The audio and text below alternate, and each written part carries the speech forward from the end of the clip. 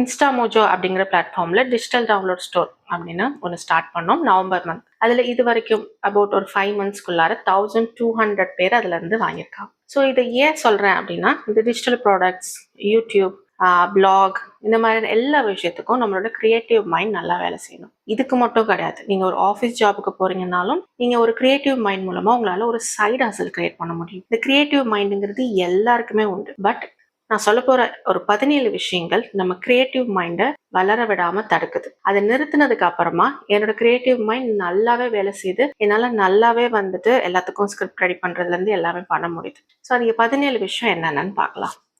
வாட்சிங் videos created by AI. So இது ஏன் சொல்றேன்னா, ஏஐல நிறைய வீடியோஸ் இப்பெல்லாம் கிரியேட் பண்றாங்க. எனக்கு வந்து இந்த குழந்தைங்களை வச்சு சின்ன சின்ன அங்கே குறும்பு பண்ணுறதெல்லாம் வீடியோ போடுவாங்க, அதெல்லாம் பிடிக்கும். ஸோ அந்த மாதிரி ஒரு ஷார்ட் பார்த்துட்டு இருக்கும் போது ஒரு 2 வயசு 3 வயசு குழந்தை பயங்கரமாக பேசுகிற மாதிரி அப்படி போட்டிருந்தாங்க. ரொம்ப ரியலிஸ்டிக்காக இருந்தது. அப்புறம் தான் பார்க்குறேன் கீழே சின்னதாக இட் இஸ் மேட் வித் ஏன்னு போடுறது. It's not a real person. என்னால் நம்பவே முடியல, ரொம்ப ரியலாக இருந்தது. அது ரியல் பர்சன் இல்லைனோன்னா ஒரு மாதிரி இதை நம்பிட்டோமே நம்ம அப்படின்னுங்கிற ஒரு விஷயமும் எனக்கு இருந்தது.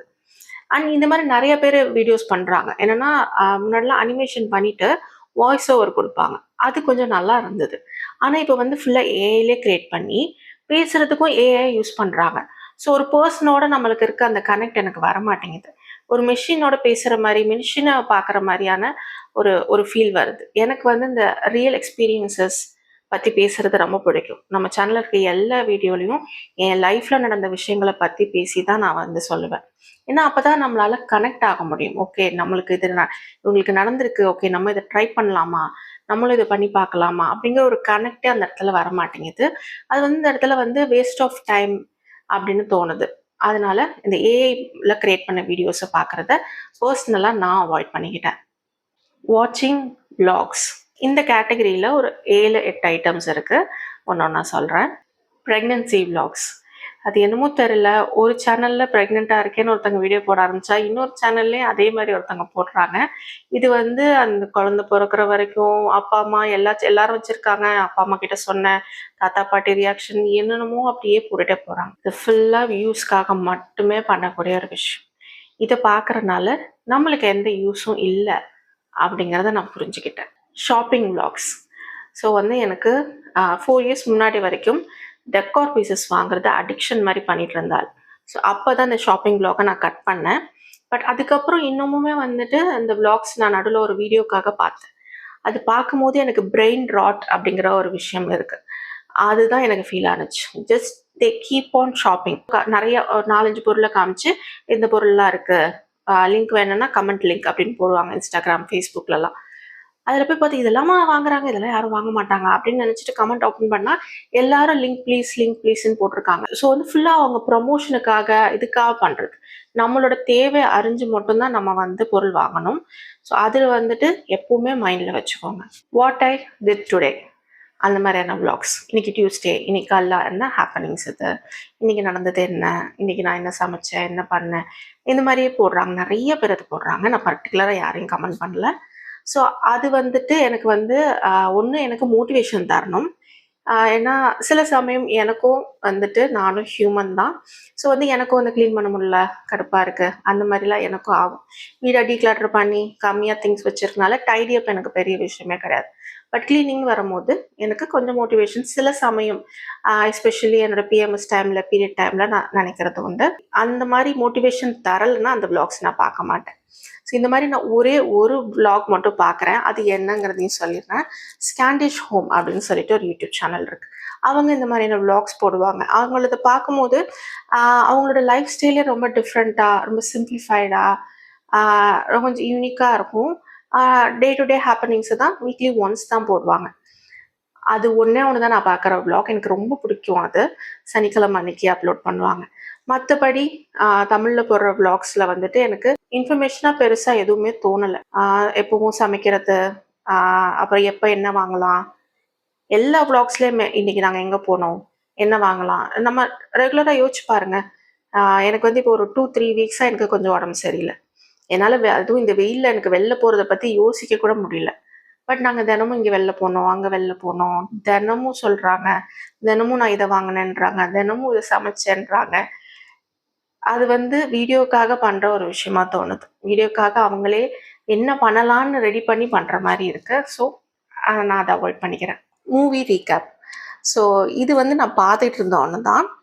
நாங்கள் 1 வருஷம் ஆச்சு இந்த வீட்டுக்கு வந்து. 1 வருஷம் முன்னாடி வரைக்கும் இந்த மூவி ரீகேப் நான் எப்பயாவது பார்ப்பேன். ரொம்ப போர் அடிக்குது, இல்லை ரொம்ப கடுப்பாக இருக்குது, அந்த மாதிரி டைமில் மூவி ரீகேப் பார்ப்பேன். அப்போ எங்கள் வீட்டில் வந்து ஸ்மார்ட் டிவி கிடையாது, ஒரு எல்சிடி டிவி தான் இருந்தது. ஸோ அதில் வந்துட்டு நமக்கு ஏர்டெல் கனெக்ஷன் டிடிஹெச் மட்டும் தான் போட்டிருந்தோம். அப்போ வந்து இந்த மூவிஸ்லாம் பார்க்க மாட்டோம், எப்பயாவது தேட்டருக்கு போனால் தான் உண்டு. ஸோ அந்த டைமில் பார்த்துட்டு இருந்தேன். பட் இந்த வீட்டுக்கு வந்ததுக்கு அப்புறமா நெட்ஃப்ளிக்ஸ் சப்ஸ்கிரிப்ஷன் இருக்குது, ஜியோ வந்து ஃப்ரீயாக வரும். ஸோ இதெல்லாம் இருக்கனால அதில் நான் எனக்கு மூவி பார்க்குறதே ஓகேன்னு இருக்கு. ஏன்னா இந்த மூவி ரீகேப் அப்படிங்கிறது 10 நிமிஷம் 12 நிமிஷத்தில் அந்த கதை என்னன்னு தெரிஞ்சுக்கிறதுக்கான ஒன்று. அதை இவங்க படமே வந்து ஒரு இங்கிலீஷ் படம் எடுத்துக்கிட்டோம்னா நம்மளுக்கு மேக்ஸிமமும் 1.5 மணி நேரம் 2 மணி நேரம் தான் இருக்கும். அது இவங்களே வந்து 3/4 மணி நேரம் போடுறாங்க.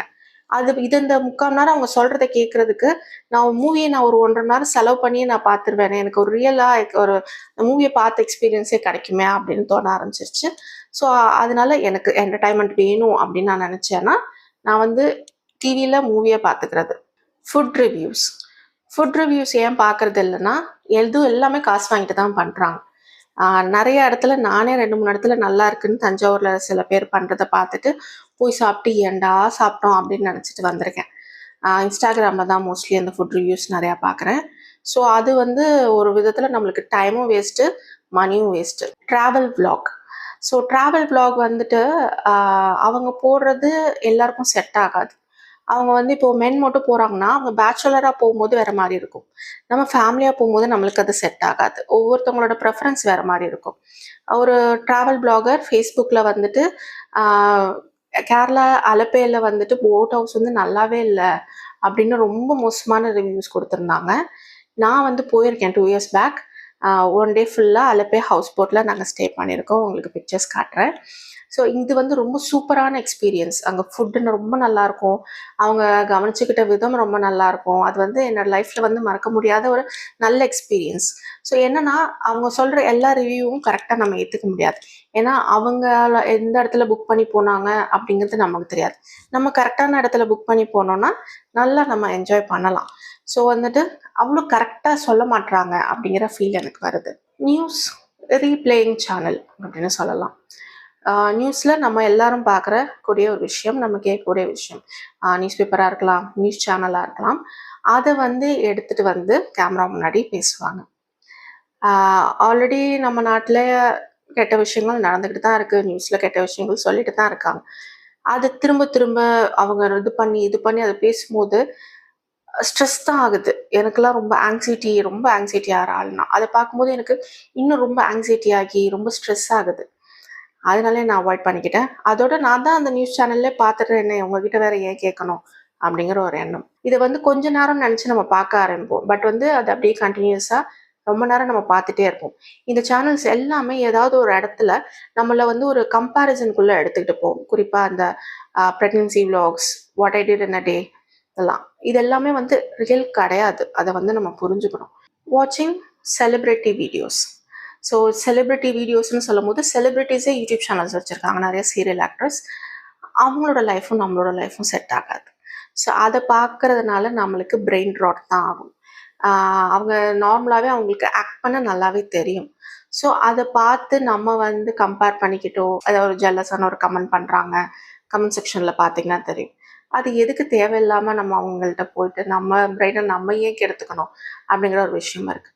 ஸோ செலிப்ரிட்டி ரிலேட்டட்லேயே செலிப்ரிட்டி காசிப்ஸ், அவங்க லைஃப்பில் அவங்க என்ன வேணாலும் பண்ணட்டும், அதை பற்றி நம்ம ஏன் காசிப் பண்ணணும். Celebrity interviews. செலிப்ரிட்டிஸ் அப்படின்னு சொல்லும் போது மெயினாக நான் சொல்கிறது வந்து சினிமா ஆக்ட்ரஸ், சீரியல் ஆக்ட்ரஸ் இவங்கள சொல்கிறேன். நான் நிறைய பாட்காஸ்ட் பார்ப்பேன். எந்த மாதிரி பாட்காஸ்ட் பார்ப்பேன்னா, நிறைய பிஸ்னஸ் பண்ணுறவங்கள பாட்காஸ்ட் எடுப்பாங்க, அந்த மாதிரியான பாட்காஸ்ட் பார்ப்பேன். ஆனால் இந்த மாதிரி பேட்டி எடுக்கிறது நம்மளுக்கு எந்த விஷயமும் கிடைக்காது, நம்மளோட ரியல் லைஃப்பில் அது அப்ளை ஆகாது. அவார்ட் ஷோஸும் குறிப்பாக தமிழில் அவங்களுக்கு அவங்களே பேசி வச்சுக்கிட்டு அவங்களுக்கே அவார்ட் கொடுத்துக்கிற மாதிரியான எனக்கு ஒரு ஃபீல் வருது. ஸோ வந்து ஏன்னா அவங்களே பெருமையாக பேசிப்பாங்க, அதில் வந்து எனக்கு விருப்பம் இல்லை. மக்கள் ஓட்டு போட்டு கொடுக்குறாங்கன்னா அது டிஃப்ரெண்ட்டாக இருக்கும். பட் அந்த மாதிரி ஷோஸ் இப்போலாம் எதுவும் வர மாதிரி எனக்கு தெரியல. ரியாலிட்டி ஷோஸ்ன்னு பேர் வச்சுட்டு அது ரியாலிட்டியாகவே இல்லை. அதனால் அதை நான் பார்க்குறதில்ல. நாங்கள் இப்போ பார்த்தா நெட்ஃப்ளிக்ஸில் நிறைய கொரியன் சீரீஸ் பார்க்குறோம். இந்த கொரியன் சீரீஸ் பார்க்கும்போது நம்ம ரியல் லைஃப்பில் நம்ம கனெக்ட் ஆகிற மாதிரியான நல்ல ஃபீல் குட் மூவிஸ்லாம் எடுக்கிறாங்க. தமிழ் படங்கள் ஏன் இந்த மாதிரி வர மாட்டேங்குது? முன்னாடிலாம் இருந்தது, பாலச்சந்தர் டைம்லலாம் இருந்தது, ஏன் இப்போ வரமாட்டேங்குது அப்படிங்கிற ஃபீல் வருது. So back to the topic, reality shows எந்த வித கடைசியாக இப்போ ஒரு பிக் பாஸ் வந்தது இல்லையா லாஸ்ட் இயர், அது நான் ஒரு ப்ரோமோ கூட பார்க்கல. முன்னாடியாவது ப்ரோமோவாவது பார்ப்பேன், இப்போ ப்ரோமோ கூட நான் பார்க்கல. லிட்ரலி என்னோட பிரெயின் வந்து ஹாப்பியாக இருந்ததுன்னு சொல்லலாம். அந்த பிக் பாஸ் ஷோவில் என்ன சண்டை தான் போட்டுகிட்டே இருக்காங்க. அது எதுக்கு? அதுவும் ஸ்கிரிப்டட் மாதிரி தான் இருக்குது. ஸ்கிரிப்ட்ன்றாங்க, ஸ்கிரிப்ட் இல்லைன்றாங்க, அது நமக்கு தெரியல. பட் மற்றபடி அது வந்து ஜஸ்ட் பிரெயின் ராட், நம்ம வேஸ்ட் ஆஃப் டைம். அதை பற்றி பேசி அது எல்லாரும் கமெண்ட் பாக்ஸில் சண்டை வேறு போட்டுட்ருப்பாங்க. ஸோ அதை நான் பார்க்குறது இல்லை. சீரியல்ஸில் வந்து நான் உண்மையை சொல்லிடுறேன். நான் விஜய் டிவியில் வந்துட்டு எல்லா சீரியலும் பார்த்துட்டு இருந்தால் 1 year பேக் வரைக்கும் அட்லீஸ்ட் ஒரு 4-5 சீரியல்ஸ் அது பார்த்துருவேன் நைட் டைமில். பட் வந்து இங்கே வந்ததுக்கப்புறம் நான் சொன்னேன் இல்லையா கொரியன் சீரீஸ் பார்க்குறோன்ட்டு. ஸோ வந்து சீரியல்ஸில் வந்துட்டு இன்னும் ஒரே ஒரு சீரியல் தான் பார்க்குறேன். அது என்னென்னா சிறகடிக்க ஆசைன்னு விஜய் டிவியில் வர ஒரு சீரியல். அது மட்டும் நான் இன்னும் பார்த்துக்கிட்டு இருக்கேன். மற்ற எல்லா சீரியலுக்கும் ப்ரோமோ மட்டும் பார்ப்பேன். விஜய் டிவியில் வர ப்ரோமோஸ் மட்டும் பார்ப்பேன். மற்ற சீரியல் ஆனால் பார்க்குறது இல்லை. ஏன்னா சீரியலில் வந்து ரொம்ப டைம் வேஸ்ட் ஆகும். குக்கிங் சேனல்னு சொல்லும் போது நான் எல்லாத்தையும் சொல்லலை. நம்ம சேனல் வந்து குக்கிங் சேனலாக தான் ஸ்டார்ட் பண்ணேன். ஸோ ஸ்டார்ட் பண்ண புதுசில் நான் நிறைய குக்கிங் பண்ணியிருக்கேன். தினம் வீடியோ, ஒரு நாளைக்கு 2 வீடியோலாம் நான் போட்டிருக்கேன். எனக்கு ரொம்ப வியூஸ் வந்தது கிடையாது. அதனால தான் இப்போலாம் நான் ரொம்ப போடுறதில்ல அதெல்லாம். ஸோ குக்கிங்கில் என்னென்னா, அந்த ரெசிபியை பார்க்கும்போதே எனக்கு தெரியும் அது காம்ப்ளிகேட்டடாக, ரொம்ப நேரம் ஆகுமா, ஈஸியாக பண்ணிடலாமா. நிறைய ரெசிபிஸ் இருக்குது, நிறைய குக்கிங் சேனல்ஸ் இருக்குது. ஆனால் எல்லா குக்கிங் ரெசிபிஸும் செட் ஆகாது. ஏன்னா நான் நிறைய ட்ரையல் அண்ட் எரர்ஸ் நிறைய பண்ணியிருக்கேன். மற்றவங்களது பார்த்துலாம் ட்ரை பண்ணியிருக்கேன். பேக்கிங்லேருந்து எல்லா டைப்புமே வந்து நான்வெஜ், வெஜ் எல்லாமே வந்து ட்ரை பண்ணியிருக்கேன். ஸோ வந்து குக்கிங் ரெசிபீஸில் வந்துட்டு எனக்கு வந்து ரொம்ப சிம்பிளாக போடுறவங்களோடது மட்டும்தான் நான் பார்ப்பேன். எக்ஸாம்பிளுக்கு வந்து இப்போது ஷீரூஸ் டைனிங் சொல்லிட்டு ஒரு யூடியூப் சேனல் இருக்காங்க. அவங்களோட அந்த சிக்கன் குழம்பு ரெசிபி, மட்டன் குழம்பு ரெசிபிலாம் ட்ரை பண்ணேன். ரொம்ப சிம்பிளாக இருந்தது, நல்லாவும் வந்தது. இது ஒரு எக்ஸாம்பிள். இந்த மாதிரி இன்னும் சில, எனக்கு கோமுதிஸ் கிச்சன் பிடிக்கும். அவங்களுமே சிலது வந்து ரொம்ப காம்ப்ளிகேட்டடாக போடுவாங்க. இப்போ காம்ப்ளிகேட்டட் மீன்ஸ் வதக்கி அரைச்சி திரும்ப வதக்கி அப்படி தாளித்து நிறைய ஸ்டெப்ஸ் இருக்கும் இல்லையா, அது எல்லாத்தையும் கட் பண்ணிப்பேன். ஸோ எனக்கு ஏதாவது ஒரு ரெசிபி பிடிச்சிருக்கு அப்படின்னா அது எனக்கு ஏற்ற மாதிரி கொஞ்சம் மாடிஃபை பண்ணி சிம்பிளாக எப்படி பண்ணலாமோ அந்த மாதிரி தான் இப்போலாம் பண்ணுறது. ஸோ காம்ப்ளிகேட்டடாக, ஏன்னா நம்ம வந்து ஏதாவது ஒரு ரெசிபி புதுசாக பண்ணலாம். யூஸ்வலி இது சண்டே தான் நடக்கும். ஏன்னா நான்வெஜ் செய்யலாம், இது ஸ்பெஷலாக சமைக்கலாம். அப்படியே ரெசிபி பார்த்துக்கிட்டே இருப்போம், டைம் போகிறதே தெரியாது. இது மாதிரி நடந்ததுன்னு ஒருத்தவங்க கூட கமெண்ட் பண்ணியிருந்தாங்க நம்ம சேனல். இட்ஸ் ட்ரூ, எனக்கும் நடந்திருக்கு. ஸோ வந்து அதை அப்படியே தேடிக்கிட்டே இல்லாமல் ஏதாவது ஒரு ரெசிபி எனக்கே ஒரு டைம் செட் பண்ணிப்பேன். 5 நிமிஷம் 10 நிமிஷத்தில் தேடுற மாதிரி அது ஏதாவது ஒன்று செட் பண்ணிவிட்டு அதுக்கேற்ற மாதிரி அது எனக்கு ஏற்ற மாதிரி மாடிஃபை பண்ணிவிட்டு அதை சிம்பிளாக சமைக்கிறத வச்சுக்கிட்டேன். ஏன் குக்கிங்கும் வந்து சொல்கிறேன்னா, இதுவும் வந்து நம்மளுக்கு டைம் கன்சியூமிங். அப்புறம் வந்து ஏகப்பட்ட, இப்போ வந்து எல்லாத்துலேயும் க்ரீம் போட்டால் தான் நல்லாயிருக்கும், க்ரீம் போடுவாங்க. இதுக்காக நம்ம க்ரீம் கொடுத்து காசு கொடுத்து வாங்கணும்னு கிடையாது. அதுக்கு பதிலாக நம்ம பாலை சப்ஸ்டியூட் யூஸ் பண்ணலாம், இல்லை அதை ஸ்கிப் பண்ணிவிட்டு பண்ணலாம். இந்த மாதிரிலாம் பண்ணலாம் அப்படிங்கிறத நான் புரிஞ்சுக்கிட்டேன். ஸோ வந்து நம்மளுக்கு பணமும் மிச்சமாகும். இன்னொன்று, நம்ம வந்து ரொம்ப லாங்காக அதை பண்ணிகிட்டு இருந்தோம்னா கிச்சனில் ரொம்ப நேரம் நம்ம நிற்கிறோம். ஸோ கிச்சனில் ரொம்ப நேரம் நிற்கிறோன்னா அதுக்கப்புறம் கண்டிப்பாக எனர்ஜி வரும். அது இப்போ அடிக்கிற வெயிலெல்லாம் யோசிச்சு பாருங்கள். கிச்சனில் ரொம்ப நேரம் நின்னோன்னா ரொம்ப டயர்டு தான் ஆகும். ஸோ சிம்பிளாக முடிச்சுட்டு வரும்போது எனக்கு மற்ற பிஸ்னஸை பார்க்குறதுக்கு எனக்கு நிறைய டைம் கிடைக்கிது. இந்த ஃபைனல் ஒன், இன்ஸ்டாகிராம். இது ஆல்ரெடி ஒரு ஷார்ட்லையும் சொல்லியிருந்தேன். இன்ஸ்டாகிராமில் என்னோடய லாகின் இன்னும் இருக்குது தான். நான் லாகினை வந்து கேன்சல் பண்ணலை. பட் இன்க்ளூடிங் என் ஃபோனில் இருந்து கூட நான் ஆப்பை ரிமூவ் பண்ணிட்டேன். இன்ஸ்டாகிராமில் நான் வீடியோஸ் அப்லோட் பண்ணுறதும் இல்லை, இன்ஸ்டாகிராமில் வீடியோஸ் பார்க்குறதும் இல்லை. ஏன்னா இன்ஸ்டாகிராமில் போடுற 90% ஆஃப் த வீடியோஸ் வந்துட்டு ஃபுல்லாக வந்து ப்ரொமோஷன் வீடியோஸ் தான். இன்ஸ்டாகிராமை பொறுத்த வரைக்கும் யூடியூப்பில் வர மாதிரி ஆட்சன்ஸ் அமௌண்ட்லாம் வரது கிடையாது. இன்ஸ்டாகிராமை பொறுத்த வரைக்கும் அவங்க வீடியோஸ் போட்டு கொஞ்சம் நல்லா ப்ராப்ளம் ஆயிட்டாங்க அப்படின்னா நிறைய பிராண்ட்ஸ் வந்து அப்ரோச் பண்ணுவாங்க. அந்த பிராண்டுக்கு வந்து ப்ரொமோஷன் பண்ணுறது, இல்லை வந்து ஹோட்டல் ஓப்பன் பண்ணுவாங்க, அந்த ஹோட்டலுக்கு வந்து ப்ரொமோஷன் பண்ணுறது. ஈவன் என் பையனோட ஸ்கூலுக்கு கூட, வேலம்மாள் ஸ்கூலுக்கு ஒருத்தவங்க வந்து ப்ரொமோஷன் பண்ணிகிட்டு இருக்காங்க. ஸோ அது full and full promotion centre தான் இன்ஸ்டாகிராம். ஸோ வந்து நான் எனக்கு அது வந்து ஃபுல் பிரெயின் ராட். அதில் போனோன்னா டைம் போகிறதே தெரியாது. ஸோ இதெல்லாமே இது வரைக்கும் நான் குவிட் பண்ணியிருக்கேன் 17 ஐட்டம்ஸ். இந்த வீடியோவில் நீங்கள் எல்லாத்தையும் நீங்கள் பண்ணணுங்கிறது கிடையாது. உங்களுக்கு பிடிச்சத, உங்களுக்கு மோட்டிவேஷன் தரத வந்து நீங்கள் கண்டிப்பாக பாருங்கள். அது வந்துட்டு உங்களுக்கு ஹெல்ப்ஃபுல்லாக இருக்கும். யூடியூப், இன்ஸ்டாகிராம் இந்த மாதிரியான சோஷியல் மீடியா பக்கங்களை நம்ம வந்து என்டர்டைன்மெண்ட்டுக்காக மட்டுமே பார்க்குற ஒரு விஷயமா நீங்கள் நினைக்கிறீங்க அப்படின்னா அப்படி நினைக்காதீங்க. இதில் நிறைய நல்ல வீடியோஸ் போடுறவங்க நிறைய பேர் இருக்காங்க. அதை தேடி அதை பார்த்தீங்கன்னா நீங்கள் டெவலப் ஆகலாம். நீங்கள் எப்போவுமே நம்ம வந்து நம்மளை டெவலப் பண்ணிக்கணும். நம்மளை டெவலப் பண்ணிக்கிட்டோன்னா நம்மளோட இன்கமையும் இன்க்ரீஸ் பண்ணலாம். நம்மளோட ஃபேமிலிக்கு நம்ம சப்போர்ட்டாகவும் இருக்கலாம். நல்ல நிலைமைக்கு போகலாம். ஏன்னா மணி பற்றியே பேசிகிட்டு இருக்கோம் அப்படிங்கிற மாதிரி கிடையாது. மணிங்கிறது முக்கியமான விஷயம்தான், இல்லைன்னு யாருமே சொல்ல முடியாது. எல்லாருக்கும் பண தேவைகள் இருந்துக்கிட்டு தான் இருக்குது.